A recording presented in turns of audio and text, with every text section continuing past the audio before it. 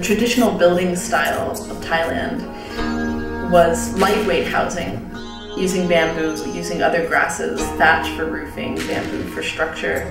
People didn't really use a cash-based economy. It was barter-based, and they had what they needed.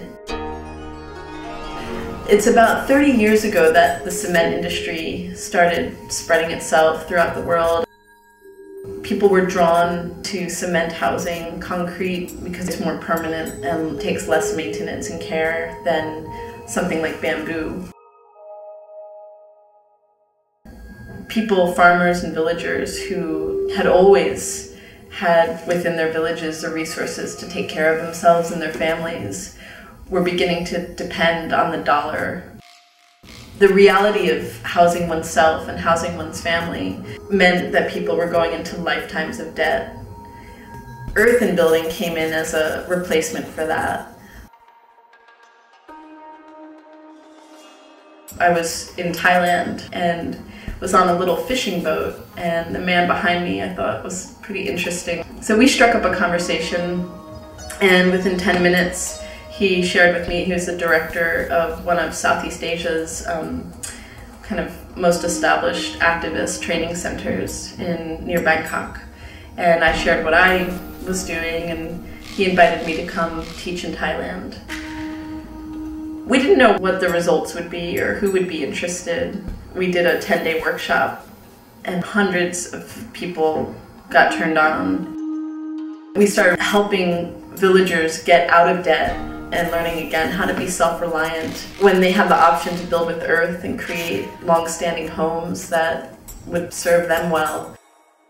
So earthen housing now in Thailand is really an alternative to the environmentally and financially costly cement housing.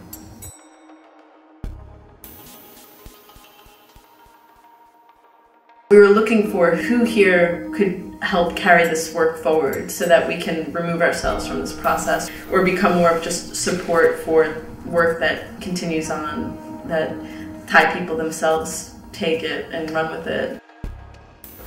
We worked with networks that were teaching farmers how to get out of debt, become self-reliant, and they have now built natural building into their self-reliance curriculum. I think they're up to about 18 centers throughout different regions of Thailand. At each center they teach something like 600 people per month. So 600 times 18 per month times 12 months. So they're teaching tens of thousands of people a year in Thailand. And part of that curriculum is natural building. Yeah, and the story in Thailand is fantastic. It's really an incredible success story of natural building and a larger natural building movement and the way it can help transform on a deep social level. It's wonderful to be involved with this work and do a program or a project and watch the exponential potential of what can happen.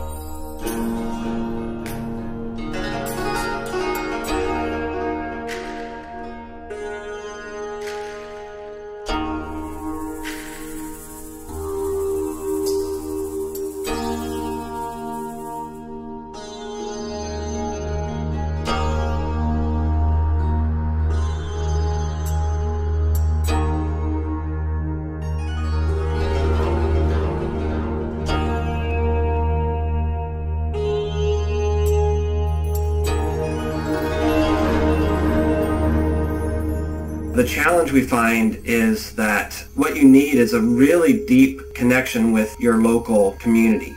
And coming from outside, that takes time. If you're going in as a bunch of people who are wanting to help or do good or something, it just becomes just a continuation of that same paradigm. But once you realize that if you're traveling to a place, you are getting as much, if not more, out of that experience than the people that you are working with, then it becomes more of a two-way street, and there's a sense of partnership for a mutual goal. And that becomes a different thing. And I think it increases the possibility of success because there's less of an imposition of an idea that's coming from outside, but more of a, hey, let's figure this out together.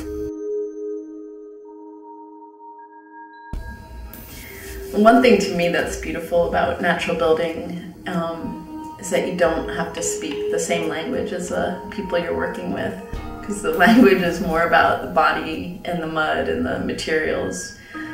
When I first worked in Thailand, I was working with people many of whom we didn't speak the same language, and it was so much fun, and they were so into it, so energetic, and I had never before worked with people who so smoothly just flowed together.